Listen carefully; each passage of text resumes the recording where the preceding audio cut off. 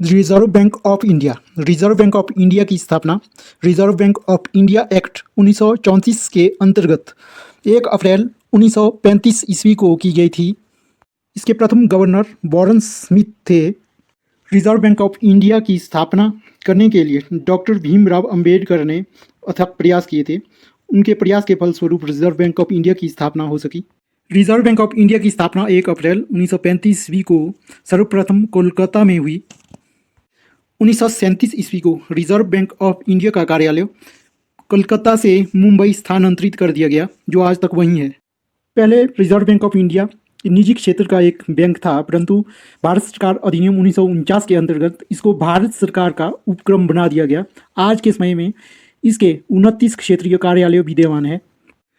Reserve bank of India के कामकाज को केंद्रीय निर्देशक बोर्ड संचालित करता है, जिसका प्रमुख गवर्नर होता है, जिसकी नियुक्ति भारत सरकार द्वारा की जाती है।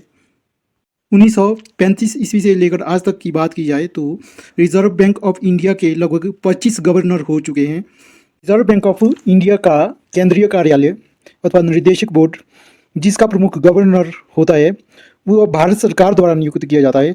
वही नीतियों का निर्धारण करता है, नोट जारी करता है, अर्थव्यवस्था को नियंत्रित करता है और अपने नियमों को निर्धारण कर भारत अथवा देश भर के सभी बैंकों पर नियंत्रण रखता है।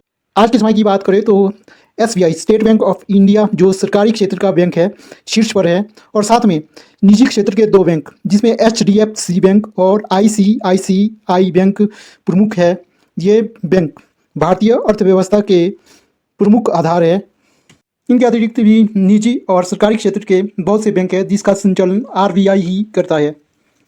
RBI के जो प्रथम भारतीय गवर्नर थे वह द्वारकानाथ देशमुख थे, जो 1943 ईस्वी में गवर्नर बनाए गए। रिजर्व बैंक ऑफ इंडिया का केंद्रीय कार्यालय मुंबई में स्थित है, जहां से वह देश भर के सभी बैंकों को संचालित करता है, उनके लिए नीतियां निर्धारित करता है और उनको दिशा निर्देश देता है।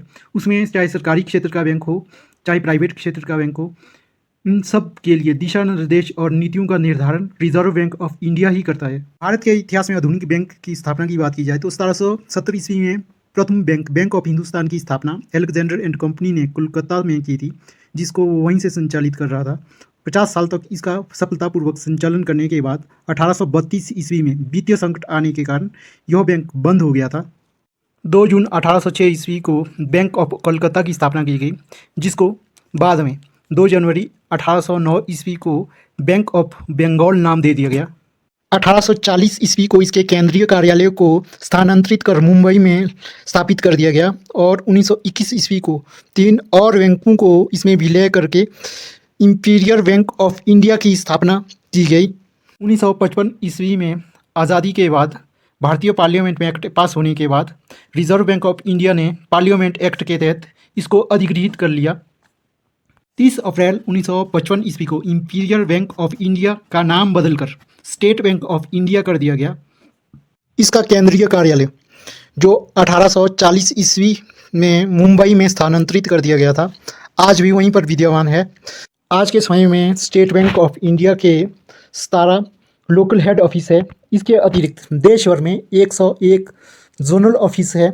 इस प्रकार हम देखते हैं कि ब्रिटिश शासनकाल में स्थापित स्टेट बैंक ऑफ इंडिया, जो दूसरे नाम से स्थापित था, आज़ादी के बाद स्टेट बैंक ऑफ इंडिया के नाम से विख्यात हुआ, जो आज भी देश का शीर्ष बैंक है और अच्छी तरह से कार्य कर रहा है।